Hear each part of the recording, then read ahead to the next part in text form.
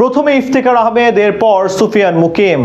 আলাদা আলাদা 2 ওভারে 6 উইকেট নিয়ে চমক দেখায় এই দুই স্পিনার। পাকিস্তান সুপার লিগে এদিন পেশোয়ার জালমির একাদশে জায়গা পান নাহিদ রানা এবং শরীফুল ইসলাম। সতীর্থদের বোলিং তোপে পড়ে 150 আগে গুটিয়ে যায় প্রতিপক্ষ হায়দ্রাবাদ। জবাব দিতে নেমে বাবর আজম ও কুশল মেন্ডিসের দায়িত্বশীল ব্যাটিংয়ে পাত্তাই দেয়নি তারা প্রতিপক্ষকে। পেশোয়ার জালমির এমন দাপুটে জয় এবং টাইগার দুই পেসারের পারফরমেন্স নিয়ে বিস্তারিত রিপোর্টে।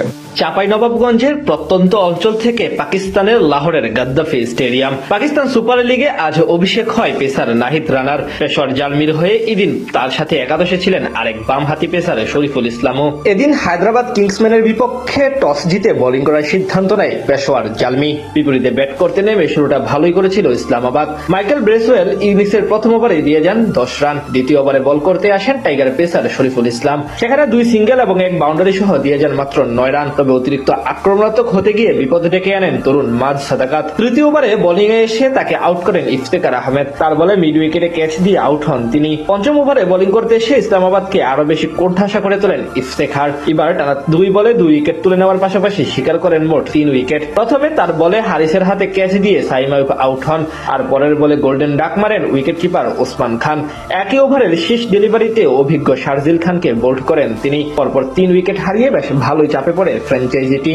যদিও ষষ্ঠ ওভারে নিজের অভিষেক স্পেলে এসে বেশ খরুচে ছিলেন নাহিদ রানা। 2 4 এবং 1 ছক্কা হজম করে দিয়ে যান মোট 17 রান। পাওয়ার প্লে শেষে ইসলামাবাদের স্কোরবোর্ডে জমা পড়ে 51 রান। সেখান থেকে ধীরে ধীরে বিধ্বংসী রূপ ধারণ করেন কুশাল পেরেরা।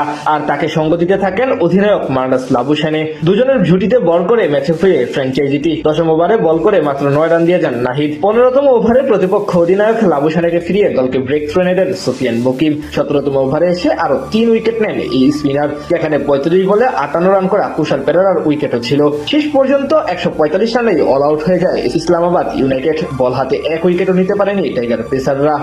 জবাব দিতে নেমে অবশ্য পেশোয়ার জালমির শুরুটাও ছিল একেবারে নড়বড়ে। 1-6 ও 1-4 মেরে ভালো কিছুর ইঙ্গিত দিলেও আজ বেশি দূর যেতে পারেননি মোহাম্মদ হারিস। দ্বিতীয় ওভারে মাহিস থিকসানার বলে আউট হন 11 রান করা এই ব্যাটার। এরপর জুটি করেন বাবর আজম এবং কুশাল মেন্ডিস। চতুর্থ ওভারে পরপর 2 বাউন্ডারি হাঁকান বাবর। তার সাথে ধীরে ধীরে হাত খুলে খেলতে থাকেন কুশাল মেন্ডিস। পাওয়ার প্লে শেষে 1 উইকেট হারিয়ে 56 রান তোলে পেশোয়ার। মাঝে কিছুটা রানের গতি কমে তাদের 9ম ওভারে সাইম আইয়ুব এসে মেন্ডিসকে ফিরিয়ে ব্রেক থ্রু এনে দেন। এই লঙ্কান ব্যাটারের কাছ থেকে আসে 23 বলে 27 রান। এরপর নতুন করে জুটি করেন বাবর আজম এবং মাইকেল ব্রেসওয়েল। প্রতিপক্ষ হায়দ্রাবাদ কিংসম্যানের বোলারদের বিপক্ষে বেশ সাবলীলভাবে ব্যাট চালাতে থাকেন তারা। সেখান থেকে আর বড় কোনো বিপদ আসেনি নাহিদ রানা শরীফুল ইসলামদের শিবিরে। অর্থাৎ সহজেই জয়ের বন্দরে পৌঁছে যায় পেশোয়ার জালমি।